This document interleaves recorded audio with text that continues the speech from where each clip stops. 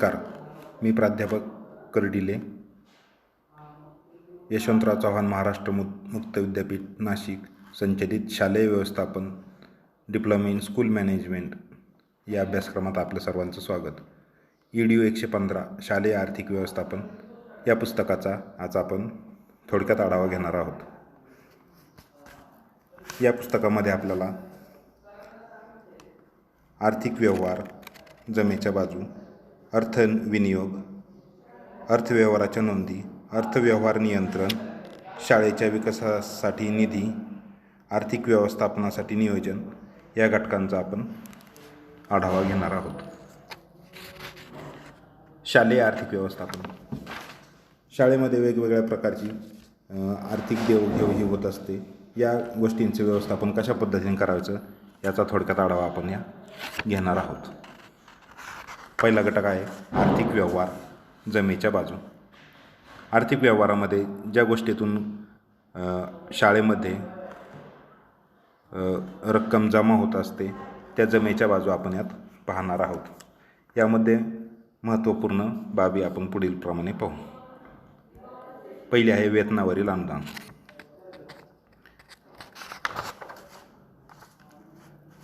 महाराष्ट्र राज्यातील अनुदानप्राप्त खाजगी माध्यमिक शाळांना जून 1973 पासून सर्व शिक्षक व शिक्षकेतर सेवक यांना वेतन व भत्ते मिळत असतात.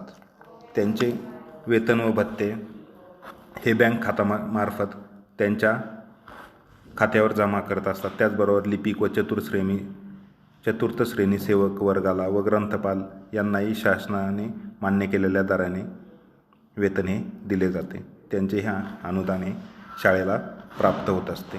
त्यानुसार त्याचा विनियोग केला जातो. वेतनेतर अनुदान. शाळांना वेगवेगळ्या गोष्टी खरेदी करण्यासाठी वेतनेतर अनुदान हे मिळत असते. त्यामध्ये छापील स्टेशनरी असेल, कार्यालयीन स्टेशनरी असेल, टपाल असेल, सेवक नियुक्तीची जाहिरात, शालेय कामकाजासाठी केलेल्या प्रवासाचा खर्च, विद्युत बिले, टेलिफोन, ऑडिट फी, फर्निचर, कार्यानुभव साहित्य किंवा खेळाचे साहित्य असेल, चित्रकला साहित्य असेल किंवा वृक्षारोपण असेल, बागकाम असेल, यांसाठी आपल्याला वेतनेतर अनुदान हे मिळत असते. म्हणजे वेतनाशिवाय जे अनुदान मिळते त्याला वेतनेतर अनुदान असं म्हणतात. याचं आपण ते अनुदानही आपल्याला आर्थिक जमेच्या बाजूमध्ये विचारात घ्यावे लागते. त्यानंतर आहे इमारतीसाठी अनुदान. निधी उपलब्ध असल्यास इमारत बांधणे, खरेदी करणे, विस्तार करणे किंवा पुनर्बांधणी यासाठी शाळांच्या संस्थांना शासनाकडून इमारत अनुदान देण्यात येते. सामान्यतः माध्यमिक शाळांसाठी एकूण खर्चाच्या 1/3 इमारत अनुदान मिळू शकते. प्रत्येक बाबीचा निकष लावून संबंधित काम करण्यासाठी उपलब्ध निधींचा शासन विचार करीत असते. त्यानुसार आपल्याला वेगवेगळ्या गोष्टींसाठी अनुदान हे मिळत असते. वसतिगृह असेल, प्रयोगशाळा असेल, ग्रंथालय, कार्यशाळा, व्यायामशाळा, क्रीडांगणं आदीसाठी आपल्याला विविध निधी हा उपलब्ध होत असतो. इमारत भाड्यावरील व क्रीडांगण भाड्यावरील अनुदान. शाळेची इमारत जर ही भाड्याची असेल, भाडे तत्त्वावर घेतलेली असेल तर त्यासाठी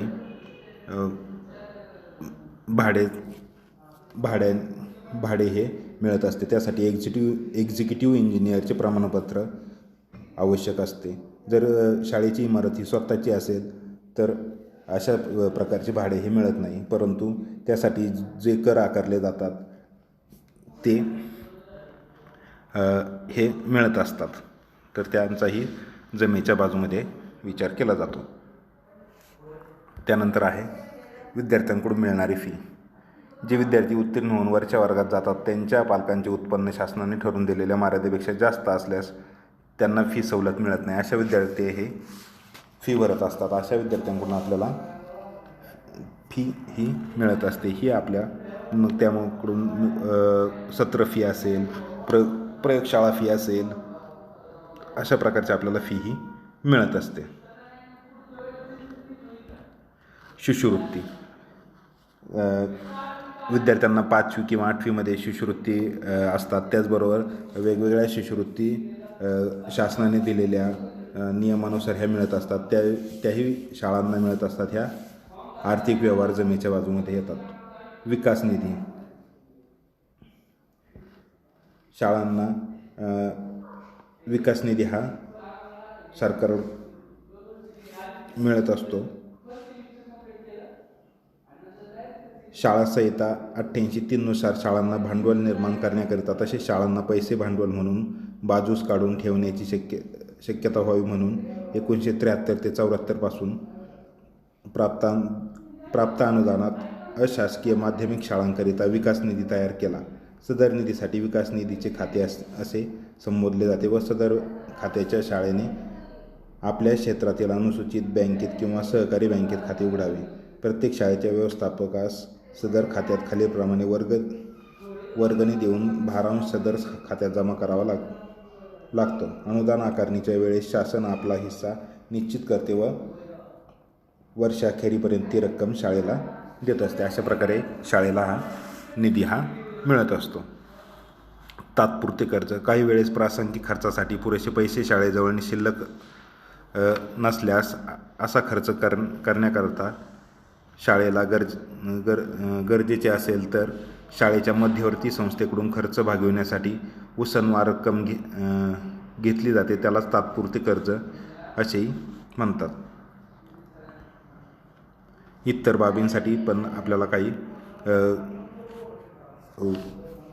आर्थिक किंवा वस्तुरूपात जे भांडवल मिळत असते त्यामध्ये आपल्याला बँकेतील ठेवीवरील व्याज असेल, वाहन किंवा सायकल स्टँड असेल त्यासाठी आकारलेली फी असेल, दाखले द्याव्यासाठीचे शुल्क, वस्तुरूपातील देणग्या असतील, पारितोषिकांसाठीचे निधी असतील, अन्य परीक्षांसाठी घ्यावयाचे शुल्क असतील, यातूनही आपल्याला आर्थिक व्यवहार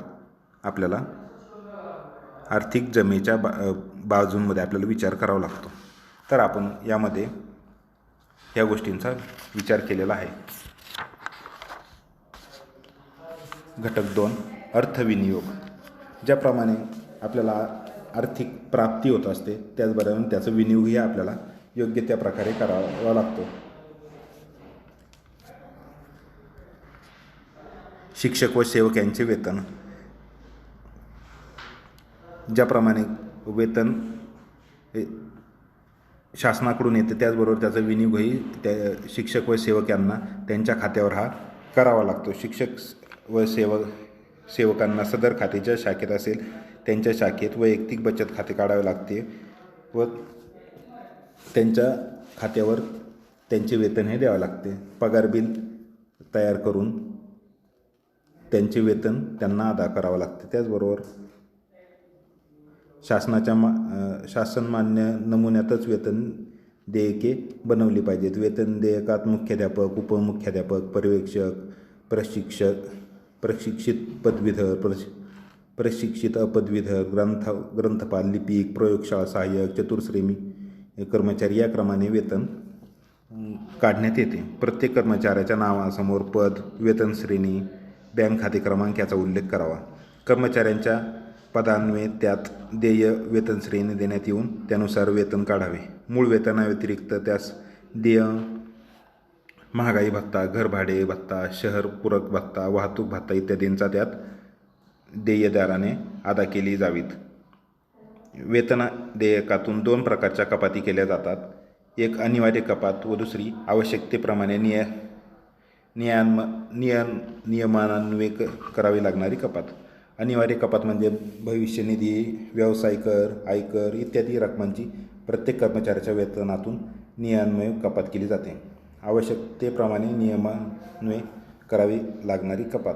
कर्मचाऱ्याने सूचना दिल्यास त्यानुसार करायची कपात यात येत असते. उदाहरणार्थ विमा हप्ता, आर.डी, सहकारी सोसायटी कपात इत्यादी कपाती त्या विभागाने कळवलेल्या कपात यादीन्वये.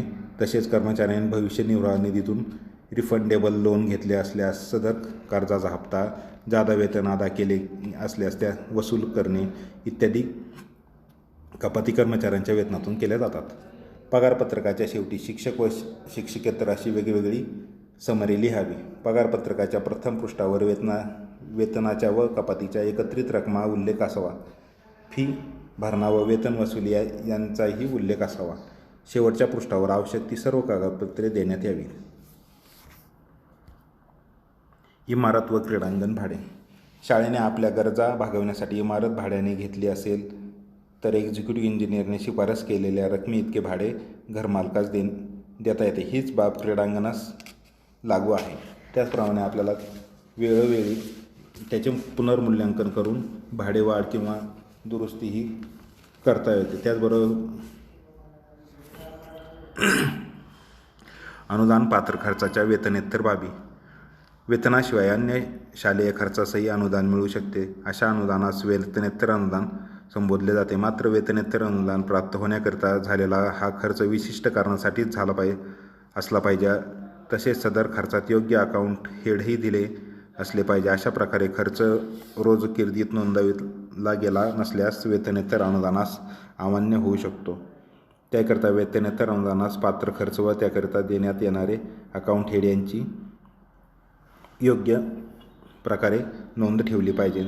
यामध्ये आपल्याला छपाई असेल, स्टेशनरी असेल, पोस्टेज, जाहिरात, कन्व्हेन्स चार्जेस, प्रवास खर्च, electrical charges, telephone, audit fee, शालेय फर्निचर, इमारती, मेडिकल चार्जेस, ग्रंथालय, दृकश्राव्य शैक्षणिक साहित्य, फर्निचर, उपकरणे, शैक्षणिक साधने, स्कॉलरशिप व बक्षिसे, स्वच्छता, गार्डनिंग, धुलाई खर्च इत्यादी हेडचा आपण यामध्ये व्यवस्थितरित्या नोंद ठेवली पाहिजे. त्याचबरोबर सेमिनार खर्च असतील, भोजन खोली खर्च, चित्रकला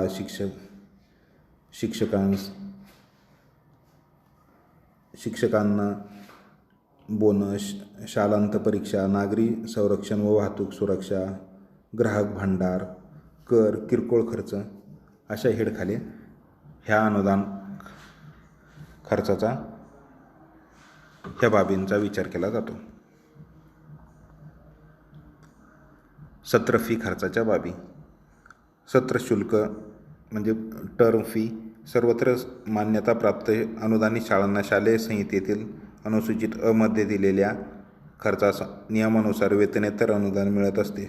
अनुसूची अ मध्ये दिलेल्या खर्चाव्यतिरिक्त अन्य खर्चसुद्धा शाळांना करावे लागतात. अशा आकस्मिक खर्चाला तोंड मिळविण्याकरिता शाळांना विद्यार्थ्यांकडून शालेय संहिता 52 अन्वये सत्र शुल्क आकारता येईल. फीचा उद्देश आकस्मिक व जादा अशा विद्यार्थ्यांना सांस्कृतिक, सामाजिक, अभ्यासाची बाबींशी खर्च करणे हा आहे. सदर टर्म फी शासन नियमान्वये विहित दरानेच आकारण्यात यावी. पुढील शर्तीवर एकत्रित सत्र शुल्क आकारता येईल. एका वर्षात 2 वेळा सत्र शुल्क आकारता येईल. शाळांना कोणत्याही निमित्ताने जादा उत्पन्न ते त्या वर्षात खर्च करू इच्छितात त्यापेक्षा होऊ नये. नियमाप्रमाणे खर्च होत आहे हे पाहण्याकरिता तपासणी अधिकाऱ्याकडून हिशेब तपासावा. शालेय कार्यक्रमाशी संलग्न असलेल्या क्रीडा आणि सांस्कृतिक संस्थांची वर्गणी, शालेय समारंभ, उत्सव, सर्वसाधारण व्यवसाय मार्गदर्शन, क्रीडांगणाची निगा, विद्यार्थ्यांच्या ग्रंथालयासाठी ग्रंथवर्गणी, चित्रकला व हस्तकला साहित्य, दृकश्राव्य शिक्षण, शारीरिक शिक्षणाचे साहित्य यासाठी आपण सत्र फी किंवा टर्म फी आकारत असतो. त्यातूनही आपला हा खर्च होत असतो. विकास निधी खर्चाच्या बाबी. सदर विकास निधीमध्ये जमा झालेली रक्कम फक्त पुढील बाबींतच खर्च करता येईल. शाळेची नवीन इमारत बांधण्यासाठी किंवा सध्या असलेल्या इमारतीची वाढ किंवा बदल करण्यासाठी, इमारतीच्या मोठ्या दुरुस्तीसाठी, विज्ञानाची उपकरणे व दृकश्राव्य साधने खरेदी करण्यासाठी, फर्निचर विकत घेण्यासाठी, दृकश्राव्य उपकरणे व सामान विकत घेण्याकरिता, शारीरिक शिक्षणाची उपकरणे व सामान खरेदीसाठी, पुस्तके, फर्निचर व साहित्य खरेदीसाठी यासाठी विकास निधी खर्च हा आपल्याला करता येऊ शकतो. शाळेने भरणा करावयाच्या रकमा. शाळेकडे पुढील रकमा जमा होत असतात. वर्ग फी, शिष्यवृत्ती, विकास निधी, भविष्य निर्वाह निधी, विमा, व्यवसाय कर, क्रेडिट सोसायटी, बचत, आयकर ह्या रकमा ह्या विविध खात्यांना ह्या शाळेने भरणा करावयाच्या असतात. तांत्रिक शाळांसाठी अनुदान. ज्या महाविद्यालयांमध्ये तांत्रिक शाळा ह्या चालवल्या जातात, त्यामध्ये सुतार शाळा असेल, जोडण शाळा असेल, साचेकाम शाळा असेल, लोह शाळा असेल, चित्रकला उपकरणे असतील, सुतार शाळा असेल, फिटिंग शॉप असेल, ह्या अशा वेगवेगळ्या तांत्रिक बाबींशी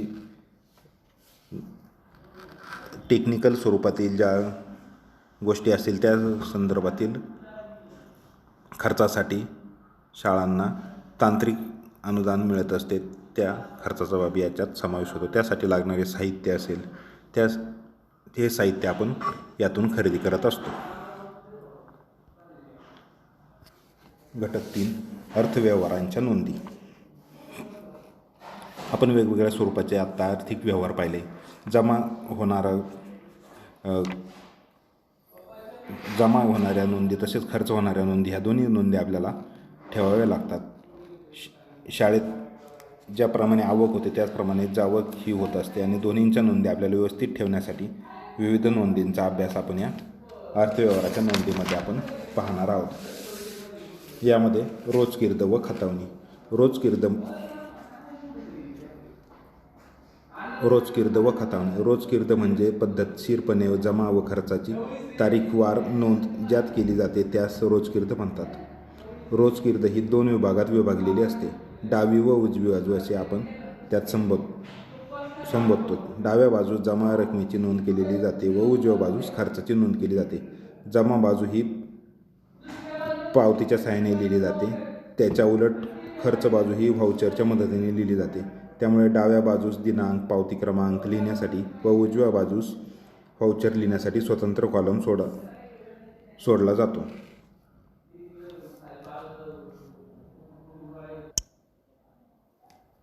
रोजकीर्दीमध्ये सर्व व्यवहार तारीखवार लिहिले जातात.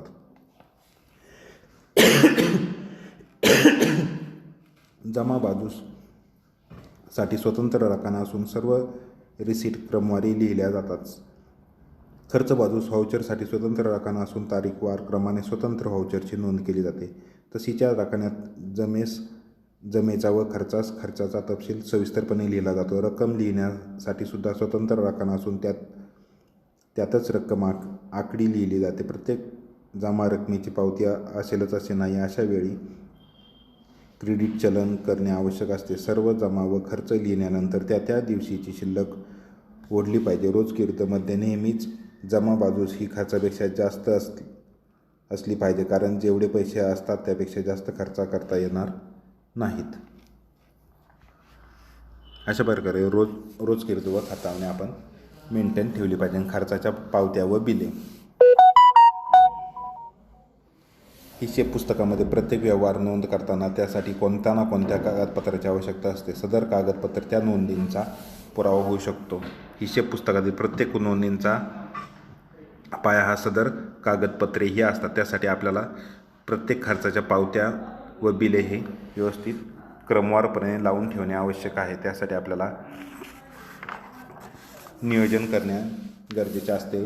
त्यासाठी आपल्याला स्वतंत्र फाईल करून तारीखवार पावत्या व बिलेही लावून त्यात ठेवलेली पाहिजे.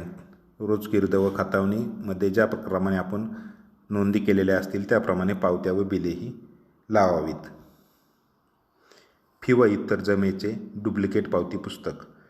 खर्चाप्रमाणेच रोजकीर्द जमा चालून बाजू लिहिताना ते कशाबद्दल जमा आहे त्याची आवश्यकता असते. तसेच सदर जमा रक्कम केव्हा व कोणाकडे जमा आहे याची सुद्धा आवश्यकता असते. फक्त एवढेच नाही तर जमा रक्कम जो जमा करेल त्या सुद्धा रक्कम जमा केल्याबद्दल पुरावा हवा असतो. पोच हवी असते. ही जी पोच रक्कम जमा केली म्हणून दिली जाते त्यास पावती असे म्हणतात. पैसे किंवा चेक दिला म्हणून पैसे देणाऱ्याला ती पावती दिली जाते. पावती पुस्तकात क्रमाने फी व इतर दिल्यानंतर एक डुप्लिकेट पावती राहते. त्यास आपण फी व इतर जमेची डुप्लिकेट पावती पुस्तक आपण म्हणतो.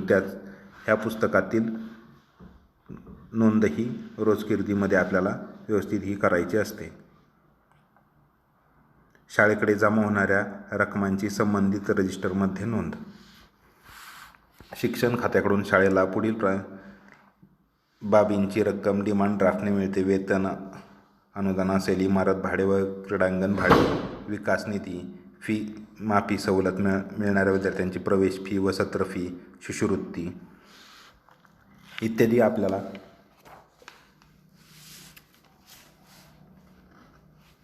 रकमा ह्या जमा होत असतात. त्या ऑनलाईन स्वरूपात किंवा चेकने किंवा डिमांड ड्राफ्टने जमा होणाऱ्या रकमांचाही व्यवहार आपल्याला रजिस्टरमध्ये नोंद करावी लागते.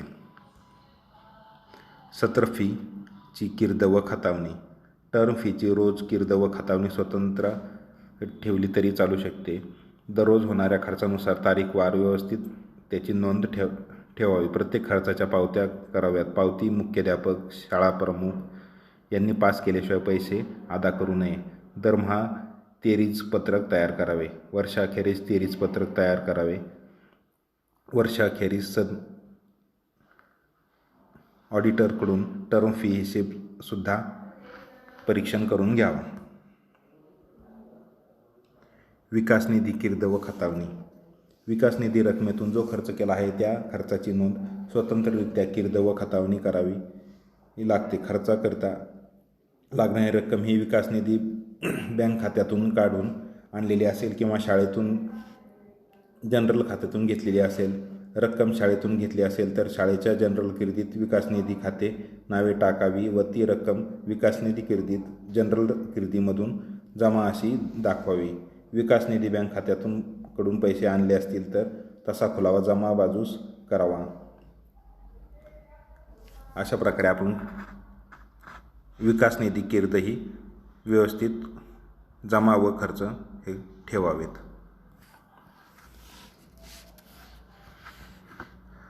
जावक बारनिशी. शाळेचा पत्रव्यवहार हा जावक बारनिशीमध्ये नोंदविलाच गेला असला पाहिजे. शाळेने कोणतीही पत्रव्यवहार केल्यास असेल प्रत्येक पत्र शाळेबाहेर जाण्यापूर्वी जावक बारनिशीस नोंदवावी. जावक बारनिशीचा नमुना सर्वसाधारणपणे दिनांक, जावक क्रमांक, पत्र कोणास पाठवले जाते त्याचे नाव व पत्ता, पत्राचा विषय, किती रकमेचे टपाल लावले त्याची रक्कम, पत्र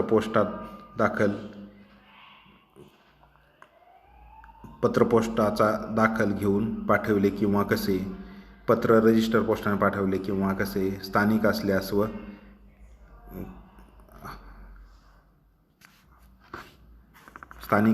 किंवा स्वतः पत्र दिले असल्यास तसा उल्लेख जावक बारनिशीस करावा. खरेदी केलेल्या साहित्याची रजिस्टरमध्ये नोंद. शाळेने खरेदी केलेले साहित्य हे रोज किर्दमध्ये नोंदवले जात असले तरी त्याचे खरेदीनुसार वेगवेगळे रजिस्टर स्वतंत्रपणे ठेवले जातात. स्टेशनरी, जड साहित्य, शास्त्र साहित्य इत्यादींबाबत निश्चित अशी माहिती शालेय संहितेत वा इतरत्र उपलब्ध नसली तरी मात्र सर्वसाधारणपणे शाळेत साहित्यांकरिता खालीलप्रमाणे रजिस्टर ठेवली जावीत. स्टेशनरी रजिस्टर, ग्रंथालय पुस्तक रजिस्टर, डेस्कटॉप रजिस्टर. वरील रजिस्टर योग्य प्रकारे व ज्याप्रमाणे खरेदी केली आहे त्याप्रमाणे त्याची नोंद करावी. शालेय जमा खर्चाची वार्षिक पत्रके. शैक्षणिक संस्था, सांस्कृतिक व क्रीडा मंडळे, धार्मिक संस्था, कामगार संघटना अशा संस्था आर्थिक व्यवहार करतात, पण त्यांचा उद्देश व्यापारी संस्थांप्रमाणे नफा मिळवणे हा नसतो. त्यामुळे प्रत्येक आर्थिक वर्षाच्या अखेरीस ह्या संस्था प्राप्ती व प्रदान लेखपत्रक आणि ताळेबंद पत्रक ही आर्थिक व्यवहाराची पत्रके तयार करतात. व्यापारी संस्था नफा तोटा पत्रक तयार करतात, पण वर उल्लेख केलेल्या संस्थांऐवजी आयव्यय पत्रक तयार करतात.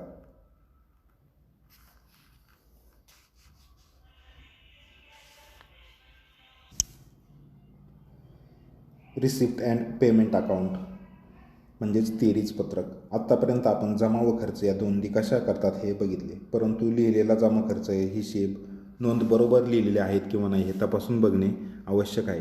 तेरीज पत्रक हे लिहिलेले हिशेब बरोबर आहेत किंवा नाही ते तपासण्याचे एक साधन आहे. आत्तापर्यंतच्या एकूण हिशेब पद्धतीत आपण बघितले की प्रत्येक व्यवहाराची वेळेस नोंद करणे आवश्यक असते. रक्कम जमा किर्दीनंतर त्याच खात्याला जमा होते व नावे रक्कम त्याच खात्याला नावे पडते. याचाच अर्थ जमा व नावे यांचे 2 वेळेत नोंद केलेल्या गेल्याने जमा व खर्च या दोन्हींची बेरीज आरंभी व अखेरच्या शिल्लकेसह जुळणे आवश्यक आहे. अशा प्रकारे जमा व खर्चाची बेरीज जुळली तर लिहिलेले हिशेब बरोबर लिहिले आहेत, तर बेरीज जुळली नाही तर लिहिलेल्या हिशोबात कुठेतरी चूक आहे असे समजावे. तेरीज पत्रक म्हणजे काय? ठराविक कालावधीत लिहिलेले हिशेब बरोबर आहेत किंवा नाही हे तपासून पाहण्याकरता जी सूची किंवा माहिती पत्रक बनवले जाते त्यास तेरीज पत्रक असे म्हणतात. किंवा एका विशिष्ट कालावधीत प्रत्यक्ष जमा व खर्च यांची एकत्रित समरी म्हणजे तेरीज होय. अर्थव्यवहारामध्ये घ्यावयाची खबरदारी.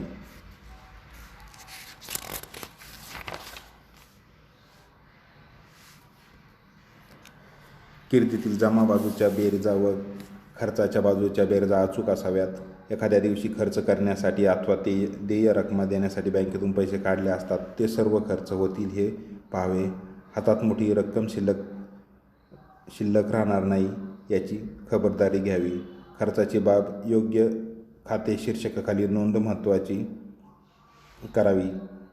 आर्थिक व्यवहाराच्या बाबीत दररोज किंवा जमा खर्चाचा व्यवहार होईल त्याच दिवशी अखेर जमा खर्च शिल्लक काढणे योग्य राहते. हातात अधिक रक्कम ठेवणे गैर आहे. क्वचित प्रसंगी ते आक्षेपार्हही ठरू शकते. शिक्षक व शिक्षकेतर कर्मचारी यांना बँकेमार्फत पगार मिळतो, त्यामुळे पगारपत्रकावर सही करणे व नंतर पगार घेणे हा ऑफिसमधील व्यवहार पूर्ण करून नंतरच सर्व बँकेतून पगार काढील हे संभवत नाही. त्यासाठी सूचना देऊन कटाक्षाने निदान महिना अखेरपर्यंत सर्वांच्या सह्या पगारपत्रकावर होतील असे पाहावे.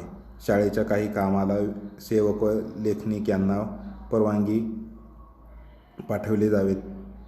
परगावी पाठवल्यास त्यांना त्या कामाचे निश्चित स्वरूप सांगून त्या ठिकाणी जाऊन काम करण्याच्या आदेशाचे पत्र द्यावे, त्यावर सही घ्यावी. शाळेत टेलिफोन असेल तर परवानगी परगावी करवायांच्या फोनचे रजिस्टर ठेवावे. त्याचबरोबर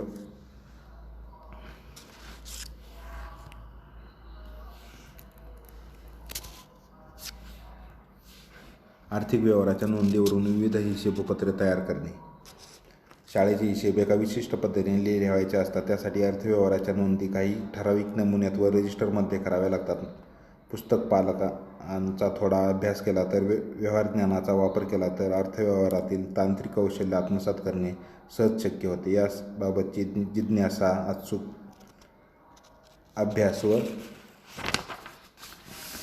निरीक्षण करून मिळालेले अनुभवांचे ही गोष्ट निश्चित साध्य होईल. आर्थिक व्यवहार रक्कम खर्च केल्यावर मिळणारी पावती महत्त्वाची आहे. त्याशिवाय खर्च वैध समजला जात नाही.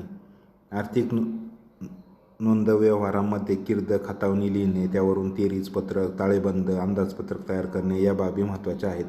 कीर्द खतावणी, तेरीज पत्रक, ताळेबंद पत्रक, अंदाजपत्रक यांच्या हेतूचे महत्त्व लक्षात आले की त्यांची रचना कशी करावी याची जाणीव सहज होते. वरील सर्व गोष्टी परस्परावलंबी आहेत हे सर्व प्रथम लक्षात घेतले म्हणजे लिहिण्याची व तयार करण्याची प्रक्रिया आपोआप जमू शकते. दैनंदिन खर्चाकरिता कीर्द लिहितात. कीर्दीतील नोंदीवरून खतावणी तयार करतात. वर्षाखेरीस खतावणीच्या नोंदीवरून आधारे तेरीज पत्रक तयार करतात.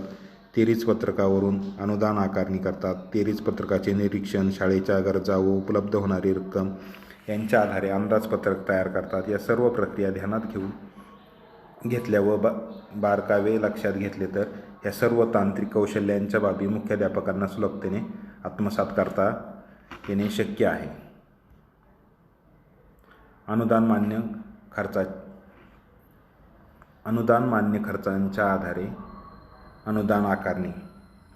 मुख्याध्यापकांना अनुदानाचे नियम माहीत असतात. हिशेबपत्रे तयार केलेली असतात. चार्टर्ड अकाउंट त्यांच्याकडून हिशेब तपासणी झालेले असते, त्यावरून अनुदान आकारणी करता येते. ही पद्धत आत्मसात होते. त्या खात्याने केलेले अनुदान आकारणी आपल्यालाही ती पद्धती माहिती असल्यामुळे बरोबर आहे किंवा काय याची पडताळणी आपण त्यामधून अनुदानाच्या खर्चाच्या आधारे आपण करू शकतो. घटक 4 अर्थव्यवहार नियंत्रण. आर्थिक व्यवहार करताना आपल्याला काही गोष्टींवर नियंत्रण करावं लागतो. ठराविक गोष्टींवर जास्त खर्च करून किंवा एखाद्या गोष्टीवर काहीच खर्च करून न चालत नाही. अर्थव्यवहारात खर्च करताना आपल्याला सर्व गोष्टींचा विचार करावा लागतो. यामध्ये आपण पुढील गोष्टींचा विचार करणार आहोत. वर्षभराच्या आर्थिक स्थितीचा मार्च महिन्यात घ्यावयाचा आढावा. आर्थिक वर्ष 31 मार्च रोजी संपते. त्याच्यापूर्वी साधारणपणे फेब्रुवारी महिना संपला म्हणजे लागलीच तेरीचपत्रक तयार करावे. त्यावरून मागील सालच्या अनुच्छेय वेतनाच्या शाळेच्या विकसनशीलतेच्या निर्देशांकानुसार मान्य घेतलेल्या टक्केवारी इतका खर्च अनुदान मान्य बाबीवर पूर्ण झालेला आहे किंवा नाही ते समजते. जर तो खर्च टक्केवारीपेक्षा कमी झाला असेल तर आणखी किती खर्च करता येईल हे शक्य आहे याची कल्पना येते व शाळेची खर्च करण्याची क्षमता असेल तर आवश्यक बाबीवर 31 मार्चच्या आत खर्च करणे शक्य होते. शाळेचे दरमहा किंवा दर तिमाहीत तेरीचपत्र तयार केले तर त्यामुळे आर्थिक व्यवहारावर नियंत्रण ठेवणे सुलभ होते. तेरीचपत्रकामुळे प्रत्येक बाबतीवर स्वतंत्र खर्च समजतो. 31 मार्चपूर्वी खात्यावरील सर्व बिले, प्राथमिक शिक्षकांचे पाल्य, माध्यमिक शिक्षकांचे पाल्य, EBC विद्यार्थी, स्वातंत्र्य सैनिक पाल्य यांच्या शिष्यवृत्ती फी बिलांची बिले मिळवावेत. चालू वर्षाच्या वेतन अनुदानाचा शेवटचा हप्ता, विकास निधी अनुदान हप्ता आलेला नसल्यास खात्याकडे चौकशी करून तो मिळवण्याचा प्रयत्न करावा. हा इत्यादी आढावा आपल्याला 31 मार्चच्या आधी आपल्याला घ्यावयाचा असतो. यानंतर आहे अर्थविषयक परिपत्रकांची फाईल. आपल्याला वेगवेगळ्या अर्थविषयक GR असतील किंवा परिपत्रकं असतील ती आपल्याला खात्याकडून मिळत असतात. त्यासाठी आपल्याला ती नियोजितपणे व्यवस्थित ठेवून आपल्याला वेगवेगळ्या वेळी त्यांची गरज भासत असते. त्यासाठी स्वतंत्र फाईल करून तारीखवार अनुक्रमे आपण त्यांची फाईल जुळवावी. खर्चाच्या बाबींचा प्राधान्यक्रम ठरविणे.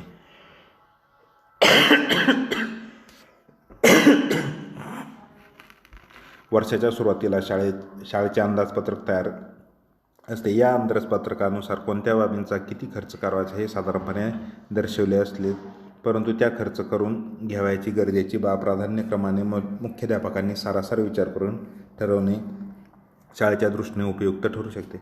कार्यालयीन रजिस्टरे व त्यावरील साहित्य वर्षाच्या सुरुवातीलाच घ्यावे. उधारीने मूळ शक्तीलाशे ग्रंथालयाकरता पुस्तके जूनमध्येच घ्यावीत. फर्निचर घेताना ऑफिसमधील फर्निचरपेक्षा मुलांच्या डेस्कचा प्राधान्य द्यावे. चित्रकला साहित्य जूनमध्ये तर खेळ साहित्य पावसाळा संपता घ्यावे. नेहमीच्या गरजा पडणाऱ्या वस्तू प्रथम घ्याव्यात. म्हणजे शाळा सुरू करताना आपल्याला कोणत्या गोष्टींची आधी आवश्यकता आहे किंवा ज्या गोष्टी आधी आवश्यक असतील त्यांच्या आपण प्राधान्यक्रम करून त्या गोष्टींच्या आपण आधी खरेदी करावी. खरेदी केलेल्या वस्तूंचा महत्त्व उपयोग. साहित्य खरेदीच्या वेळेस आपण ज्या गोष्टींच्या आपल्याला जास्त गरज आहे त्या वस्तूंचा आपण महत्त्व व उपयोग ठरवून त्या गोष्टींची आपण खरेदी करावी. स्टेशनरी असेल किंवा विद्यार्थ्यांना आवश्यक असणाऱ्या गोष्टी असतील त्या वस्तूंचे आपण महत्त्व समजून त्यांचा आपण वापर करावा. अनुदान अमान्य अशा बाबींवर खर्च होऊ न देणे. ज्या गोष्टींना आपल्याला अनुदान नाही किंवा अमान्य होऊ शकते अशा बाबींवर खर्च होऊ न देण्याची जबाबदारी सर्वसा मुख्याध्यापकांची असते. यामध्ये शिक्षकांचे काम न करता फक्त देखरेख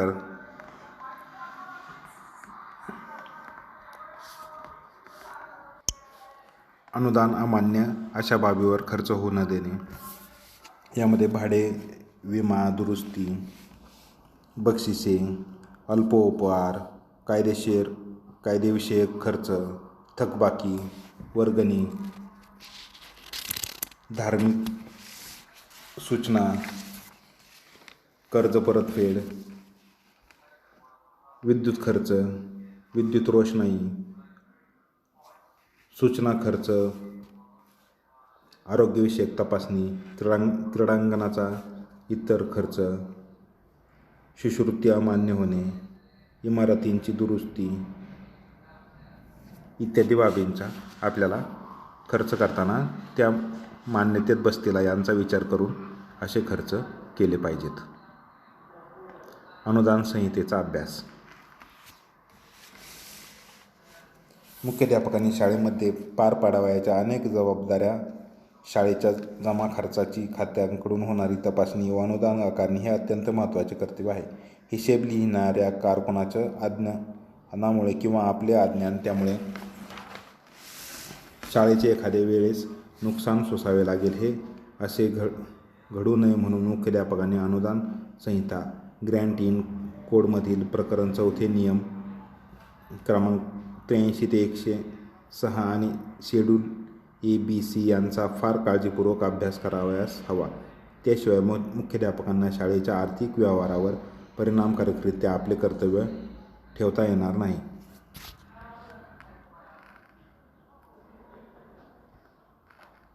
शाळा समितीकडून जमा खर्चास मंजुरी व अंतर्गत लेखापरीक्षण. मुख्याध्यापक हे शाळा समितीचे सेक्रेटरी असतात. शाळा समितीच्या सभेत आपल्या शाळेच्या जमा खर्चास मंजुरी घेत जावी. शाळा समितीच्या सभेत आर्थिक विषयांवरील चर्चेच्या वेळी शासनाने अनुदानविषयक नियम, मान्य व अमान्य खर्चांच्या बाबी, शासनाकडून अर्थविषयक आलेले परिपत्रके, शाळेची आर्थिक स्थिती यांची स्पष्ट कल्पना, शाळा समितीच्या खरेदी व खर्च रकमेस मंजुरी यांचे ठराव ते मंजूर करून घ्यावेत. ठराव मंजुरीच्या पत्रकांच्या प्रती शाळेच्या अर्थविषयक परिपत्रकाच्या फाईलमध्ये लावून ठेवाव्यात. तसेच समितीच्या सल्ल्याने अंतर्गत लेखापरीक्षण करून घ्यावे. शाळेच्या डेस्कटॉपमध्ये जे साहित्य नोंदवले आहे त्यापैकी निकामी झालेले साहित्य, पुस्तके वगैरे त्यांच्या स्वतंत्र यादी किमतीसह करून ते साहित्य डेस्कटॉपमधून कमी करण्याबाबतचा ठराव सभेत मंजूर करून घ्यावा. मंजुरीनंतर ते साहित्य डेस्कटॉपमधून कमी करावे. ठराव मंजुरीचा उल्लेख तारखेसह डेस्कटॉपमध्ये करावा. त्यानंतर हे प्रकरण मंजुरीसाठी शिक्षक कार्यालयाकडे पाठवून द्यावे. मात्र किमती वस्तू बाद करण्यापूर्वी शासनाची परवानगी घ्यावी. ऑफिसच्या वेळेस संबंधित अधिकाऱ्यांच्या नजरेत आणावे, म्हणजे ताळेबंदामध्ये त्यावर स्थावर मालमत्तेची एकूण योग्य ती किंमत दिसेल. खात्याकडील हिशेब तपासणीची तयारी. वेगवेगळ्या हे आपल्याला खात्याकडून अनुदान प्राप्त होणाऱ्या शाळांना आपल्याला ते तपासून घ्यावे लागतात. मुख्याध्यापकांनी माध्यमिक शाळेमध्ये पार पाडावयाच्या अनेक जबाबदाऱ्यांपैकी जमा खर्चाची खात्याकडून होणारी तपासणी व अनुदान आकारणी हे अत्यंत महत्त्वाचे कर्तव्य आहे. शिक्षण खात्याने अधिकारी शाळेची हिशेब तपासणी दरवर्षी आर्थिक वर्ष संपल्यावर करीत असतात. हे वर्ष संपले असेल त्या वर्षातील खर्च रक्कम, जमा रक्कम यांची तपासणी करून मान्य खर्च व अमान्य खर्च ठरवितात. त्यानंतर त्या वर्षाच्या मान्य खर्चाचा विचार करून ह्या वर्षी अनुदान किती मिळवावयास हवे होते व आता ह्या वर्षी किती अनुदान द्यावयाचे हे ठरवितात. ज्या पत्राचे निरनिराळ्या अनुदाने, फीचे ड्राफ्ट्स वगैरे पैसे शाळेत जमा झाले आहेत त्याची पत्र, फाईल, नोंद केलेली विविध डेस्कटॉप रजिस्टर्स, सनदी हिशेब तपासणीची, चार्टर्ड अकाउंट यांच्या आर्थिक वर्षाची हिशेब तपासणी केल्यानंतर दिलेली जमा खर्च तेरीच पत्रक अशा विविध नोंदींची तपासणी यामध्ये केली जाते. अनुदान आकारणी. शाळेची अनुदान आकारणी मान्य शिक्षणाधिकारी, जिल्हा परिषद यांच्याकडून केली जाते. शाळेस मुख्यत्वे करून खालीलप्रमाणे अनुदान मिळते. 1. वेतन अनुदान व 2. वेतनेतर अनुदान.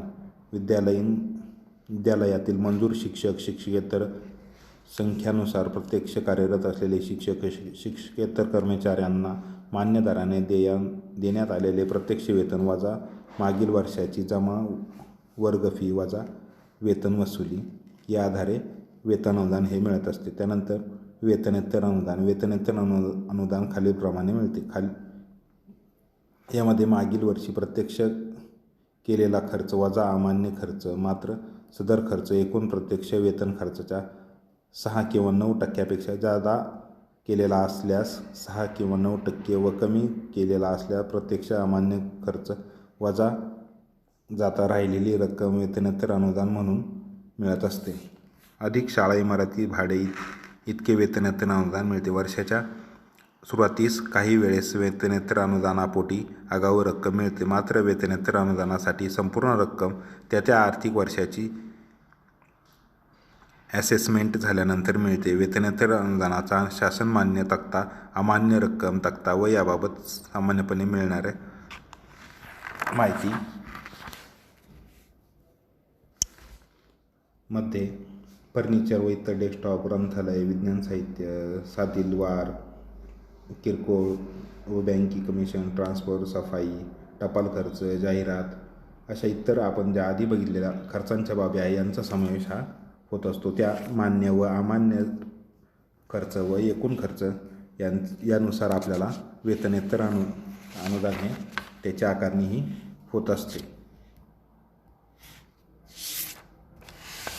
वरिष्ठ लेखापरीक्षकाकडून व अन्य अधिकाऱ्याकडून ही हिशेब तपासणी, जिल्हा परिषदेकडील जिल्हा शिक्षण खात्याकडून शाळेला दरवर्षी किती अनुदान द्यावयाचे त्याचा निर्णय घेण्यासाठी शिक्षण खाते शाळेची दरवर्षी हिशेब तपासणी करीत असते. शाळेला मिळालेले हे अनुदान बरोबर आहे किंवा नाही हे तपासण्याचे काम सिनियर ऑडिटर करतात. त्याचप्रमाणे समाज कल्याण अधिकारी यांच्याकडील तपासणीमध्ये शाळेला मुलांची फी, शिष्यवृत्त्या, आदिवासी मुलांना शिष्यवृत्त्या, अपंग विद्यार्थ्यांना शिष्यवृत्त्या मंजूर करणे व ती रक्कम शाळेकडे पाठविणे, या रकमेची मंजूर बिले, त्याचप्रमाणे मुलांना रक्कम पोहोचल्याबद्दलच्या पावत्या यांची तपासणी समाज कल्याण खात्याकडून केली जाते.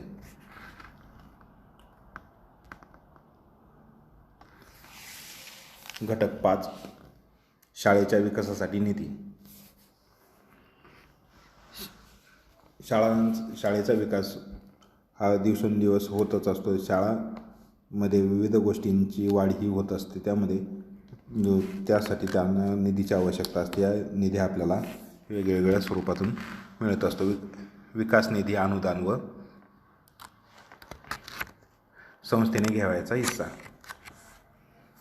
शहर विभागातील शाळांमध्ये संस्थेचा हिस्सा मागील आर्थिक वर्षात शासनाने मान्य केलेल्या खर्चाच्या 2% एवढी रक्कम असतो.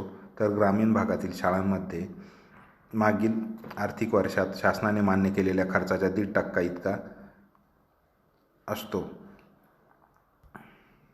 विकास निधी उभारण्याचे मार्ग.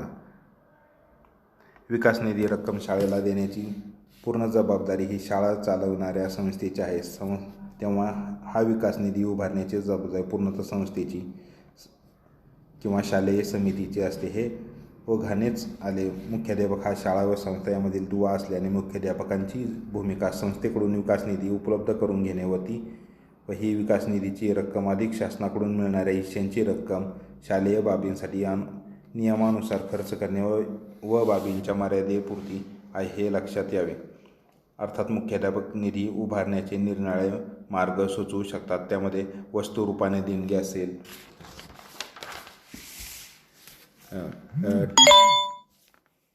ठेवी मिळवणे असतील, यामध्ये शाळेतील शालांत परीक्षे पहिले येणारे विद्यार्थी, वक्तृत्व, खेळ, संगीत यांना नैपुण्य दाखविणाऱ्या विद्यार्थ्यांना यांना सातत्याने दरवर्षी बक्षिसे मिळण्यासाठी उदार व्यक्ती व शिक्षणप्रेमी यांच्याकडून ठेवी मिळवून त्यावरील व्याजावर ही बक्षिसं दिली जातात. त्याचबरोबर माजी विद्यार्थ्यांचे सहकारी असलेले शाळा, उदार व्यक्ती व सहकारी संस्था यांना आवाहन करून ही विकास निधी आपल्याला उभारता येऊ शकतो. लोकसमर्पणातून आपल्याला वेगवेगळ्या गोष्टींसाठी निधी आपण उपलब्ध करू शकतो. विकास निधीचा कल्पकतेने उपयोग. विकास निधीची किती रक्कम शासनाकडून तसेच संस्थेकडून उपलब्ध होऊ शकते हे गणित उपक्रमांचे काढता येते. विकास निधीची रक्कम कोणत्या बाबीवर खर्च करता येऊ शकते याची यादी शासनाने दिलेली असली तरी तेव्हा मुख्याध्यापकांची भूमिका ही महत्त्वाची असते. विकास निधीच्या रकमेमधून शाळेला विकास होण्यासाठी त्या साधनसामग्रीची आवश्यकता आहे. त्या साधनसामग्री उपलब्ध व त्यांची खरेदी करणे हे मुख्याध्यापकाची जबाबदारी आहे. यामध्ये विविध शैक्षणिक साधने असतील, विज्ञान साहित्य असेल, शारीरिक शिक्षणाची साधने असतील, दृकश्राव्य साधने असतील, नकाशे असतील, भौगोलिक साधने असतील, ग्रंथालय असतील, प्रयोगशाळा इमारत विकास यासाठी आपण विकास निधीचा कल्पकतेने उपयोग करू शकतो. विकास निधीच्या संबंधातील समस्या. विकास निधीची योजना 1973-74 सालापासून अंमलात आली. यावेळेस वेतन व वेतनेतर खर्च यांची रक्कम आणि आत्ताचे वेतन व वेतनेतर खर्च यांची रक्कम यात खूप वाढ झालेली आहे. त्यामुळे अनुदान प्राप्त खर्चाची रक्कमही वाढलेली आहे. त्यामुळे विकास निधी रक्कमही वाढलेली आहे. त्यासाठी संस्थेचा हिस्सा दरवर्षी उपलब्ध करून देणे पुष्कळ संस्थांना जिकिरीची होत चाललेली आहे, असा अनुभव येत आहे. विकास निधीची रक्कम उपलब्ध करून देण्याची जबाबदारी संस्था झटकून टाकण्याचा अवस्थेत असते व ही जबाबदारी नाईलाजाने मुख्याध्यापकांना कसरत करावी लागते. अशा अनेक असले तरी मुख्याध्यापकांनी संस्थेची सहकार्य मिळावे आणि विद्यार्थ्यांना विविध सोयी उपलब्ध करून द्याव्यात व यासाठी विद्यार्थ्यांच्या पालकांकडून व अन्य दानशूर नागरिकांकडून देणगी रूपाने रक्कम मिळवावी व ती विकास निधी खात्यात भरावी. हा एक निधी जमवण्याचा प्रयत्न करून पाहावा येईल असा त्याचबरोबर विद्यार्थ्यांसाठी त्यांच्या अभ्यासाला पूरक अशी तज्ज्ञांची व्याख्याने आयोजित करणे, चांगल्या चित्रपटांचे प्रदर्शन करणे, विद्यार्थ्यांनी केलेल्या विविध वस्तूंची प्रदर्शन भरून त्यांचे साहित्य विक्री करणे इत्यादी मार्गाने संस्थेला मुख्याध्यापक व शिक्षक यांच्या सहकार्याने निधी जमवता येऊ शकतो.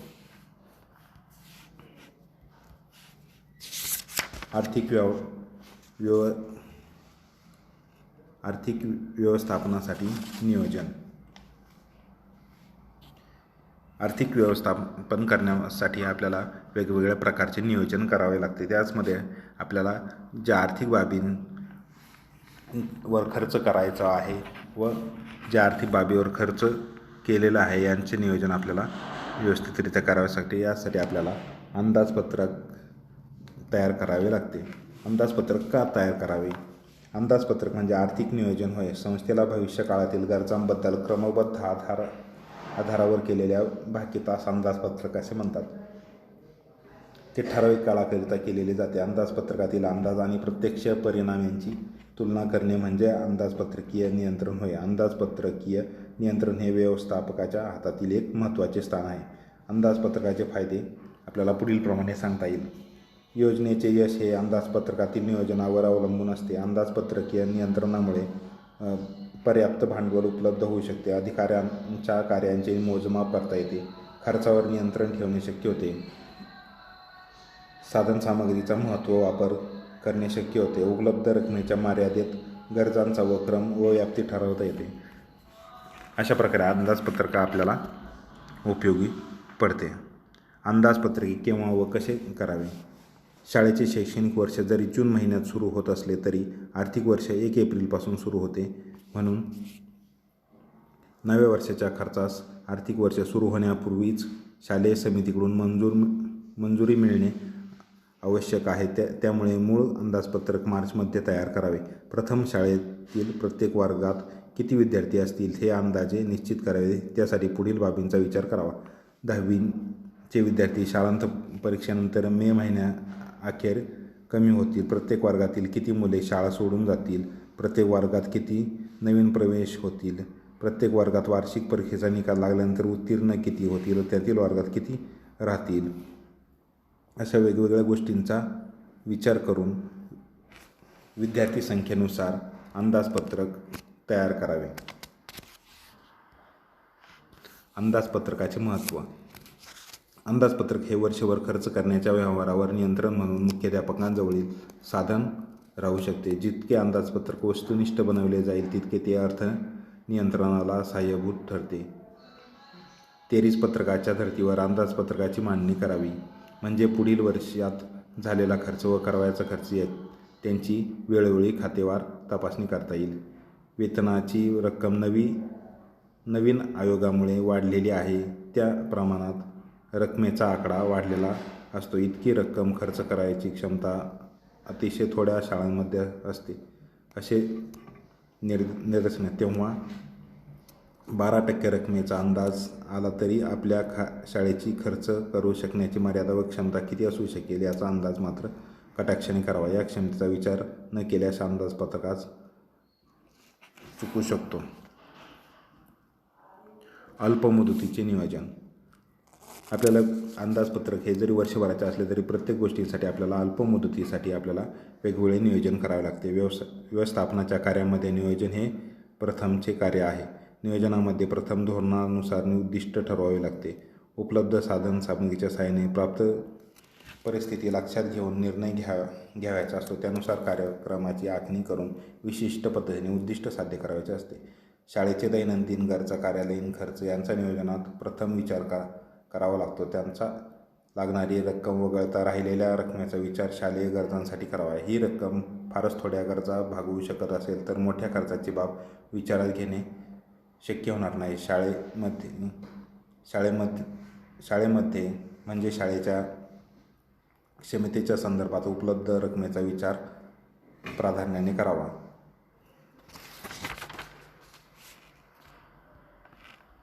दीर्घ मुदतीचे नियोजन. शाळेची भरीव प्रगती होण्यासाठी सुसज्ज प्रयोगशाळा, सुसज्ज ग्रंथालय, आवश्यक व पुरेशी दृकश्राव्य उपकरणे, पुरेसे फर्निचर, बेंचेस, कार्यालयीन दप्तर ठेवण्यासाठी पुरेशा सोयी व फर्निचर, खेळांचे साहित्य ठेवण्यासाठी स्वतंत्र खोली, सुसज्ज कार्यालय, भूगोल विषयाकरिता स्वतंत्र खोली, विद्यार्थी व शिक्षक यांना विश्रांत कक्षात साधन सुविधा यांची गरज भासते. या सर्व बाबी जास्त खर्चाच्या असून अल्पमुदतीच्या नियोजनाद्वारे एकाच वेळेस पूर्ण होऊ शकणाऱ्या नाहीत. तेव्हा प्रत्येक बाबींच्या खर्चाचा अंदाज काढावा. दरवर्षी किती रक्कम उपलब्ध होऊ शकेल या संदर्भात प्रत्येक बाब पूर्ण होण्यास किती अवधी लागेल याचा अंदाज काढावा. नंतर कोणती बाब पहिल्या वर्षी, दुसऱ्या वर्षी अगर त्यानंतर घ्यावयाची याचे नियोजन करावे. अशा दीर्घकालीन नियोजनाचा आराखडा आखावा. अशा दीर्घकालीन नियोजनाची निश्चिती झाली की मुख्याध्यापकांनी सातत्याने कार्यवाही करावी. म्हणजे दरवर्षी अल्पकालीन नियोजन करावेच, परंतु दीर्घकालीन नियोजनही ठरविल्याप्रमाणे अंमलात आणावे. दीर्घकालीन नियोजनामुळे दरवर्षीच्या अल्पकालीन योजनेवर ताण न पडता शाळेच्या भरीव विकासाच्या आवश्यक त्या मोठ्या योजनाही पूर्ण करता येतात. नियोजन मग ते अल्पकालीन असो की दीर्घकालीन असो केल्यामुळे ठराविक मुदतीत नियोजनानुसार काम करण्याचे बंधन येते आणि हे बंधन आपणच आपल्यावर लादून घेत असल्याने त्यासाठी